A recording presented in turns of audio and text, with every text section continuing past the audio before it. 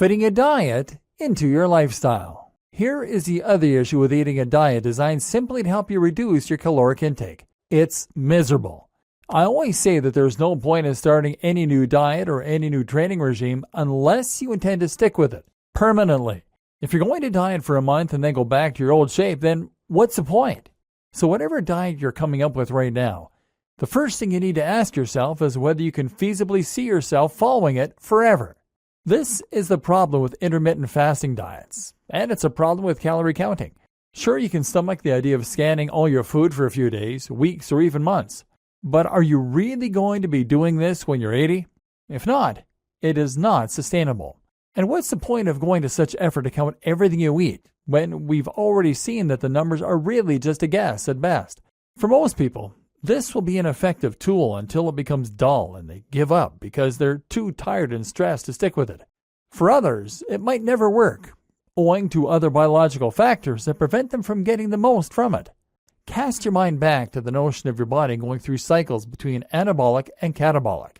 Now ask yourself, what have you been doing all day at work? You've been stressed, likely getting into arguments, working to deadlines, and struggling with difficult clients. At the same time, you've been staring into a screen which is a very bright source of artificial light. What does all this mean? It means you're very much in fight or flight. You're very much catabolic. And so when you get home, of course your body is going to revert to anabolic. Not only that, but your blood sugar is likely incredibly low, and you need something to cheer you up, something that will release some serotonin. You need to swing the pendulum back to the anabolic, rest and digest state. And now you're telling me that you're going to eat fish because it has the right number of calories? The good news is that there is a better way. The other factors overlooked by diets. There are many more important factors that often get overlooked by diets too. One of these is the fact that we tend to eat socially. That is to say that we will often eat something because we're with our partners, our families, or our friends. We like inviting people around for meals. We like going out for fancy dinners. And we like surprising our partners with chocolates. If you don't join in with us, then it's actually quite unsocial and we miss out.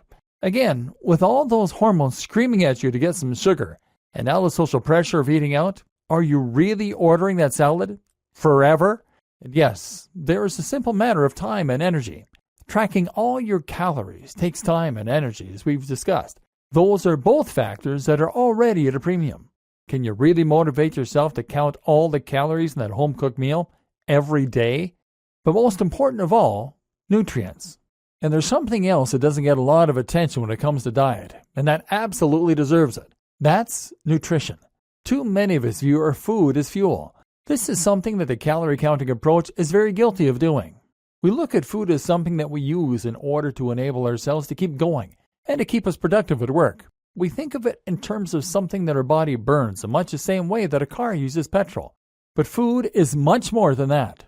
Not only should food be enjoyable and social, as we have already discussed, but it should also be thought of as being the very substance that we are made of. You've heard the expression, you are what you eat, and well, it's true. When you consume amino acids from nutrients, your body actually reconstitutes those in order to build your muscle and skin. You are literally recycling the parts of dead animals and plants in order to rebuild your own tissue. Likewise, the micronutrients found in your food help to build your bones and connective tissues, your brain chemicals, and even the hormones that help to drive you. Micronutrients are the tiny nutrients that come from all our food, and they're absolutely essential to helping us to perform and feel our very best. These make us feel more awake, more alert, more happy, and they even help to elevate our metabolism so that we burn more fat. If you're feeling depressed, weak, sluggish, and slow, then there's a good chance that it is actually because you have a deficiency in some kind of essential nutrient. These are nature's sports supplements, and they can be instrumental in helping you get out of the funk you're in. Why modern diets are the worst. And here's another thing to keep in mind. Modern diets are the worst. The big issue with modern diets is that they have essentially hacked the very system our body evolved in order to survive. Remember the way that simple sugars cause a rush of blood sugar, insulin, and serotonin and make us feel great, but then cause us to gain weight? Well, all food manufacturers care about is that first bite, making you feel good.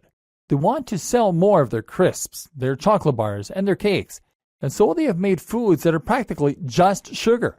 These are constantly and immediately spiking the blood sugar and can single-handedly raise your chances of developing diabetes and other health conditions. What's worse is that these overly processed foods have removed all of the nutrients that made them so healthy. If you eat a piece of fruit, you'll probably find it's packed with vitamin C, vitamin A, resveratrol, and a host of antioxidants which will help you to look and feel more awesome. But if you eat a shop-bought sausage roll, then you're barely eating meat. You just eat sugar, trans fat, and salt.